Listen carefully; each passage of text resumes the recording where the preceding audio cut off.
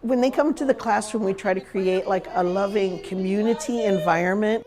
When the kids come in the door, they come in and they give me a hug, and usually there's activities for them to do, but they can also do some choice time just to get comfortable. We always have some music playing. We always have some things that would engage them, that would be interesting, and try to capture their imagination. I always try to think of what's going to feed their little hearts, what's going to get them excited about learning and connected with what, who they are in this world.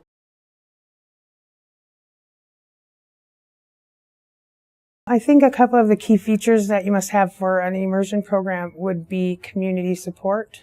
That's one of the main things. You need families who are willing to be involved, families who are willing to have their children learn the language and carry it on. You want people to be able to participate in the program. So some of the issues that we've seen in the past is the cost. There's not a lot of funding out there for immersion programs, so that's one of the difficulties. Another thing that you need to have is teachers who know the language. When we first started the program, we had struggles in finding teachers. We looked for first language speakers to put in the classroom so we could have the authentic language. So what we did was we set up master apprentice teams in each classroom. So each classroom would have a master speaker and a second language speaker, and we would put them together to work in the classroom as a teaching team. They also worked with a non-language speaking educational person that was licensed. So we had a first language speaker, a second language speaker, and an English speaker that were all learning the language together as they were teaching the children. The number one thing that came up with all the people that we gathered was, we don't hear anybody speaking our languages. People weren't speaking Dakota or Ojibwe anymore. At that time, they figured that we had maybe 35 speakers in all of Minnesota left that actually were fluent and spoke Dakota. And at that time, there was maybe 1,000 Ojibwe speakers. The language was taken away by means of force, by means of being made to feel ashamed if you spoke your language. Like, my mother spoke Dakota fluently, but she would never speak it to me, because when she was in boarding school, she was punished severely for speaking her language. And she was taken away from her parents when she was just 5 years old, and she never saw her parents for years.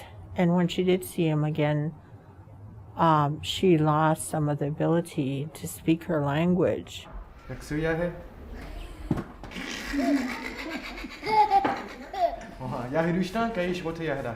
Before they get into my classroom and right after they leave my classroom, what are they going to hear?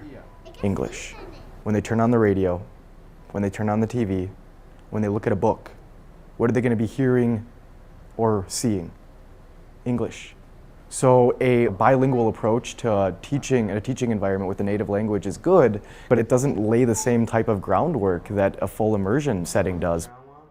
It's really the only way to go if you want to generate first language speakers, because they're going to be English onslaught all day long.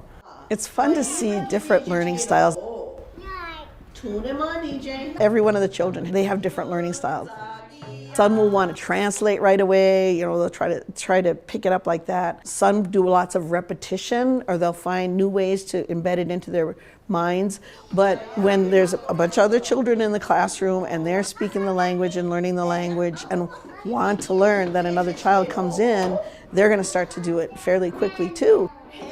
They're ready to look at the world in a different way, and here they're getting a different way of looking and expressing the world that they're living in. It doesn't take long for them to start using the words.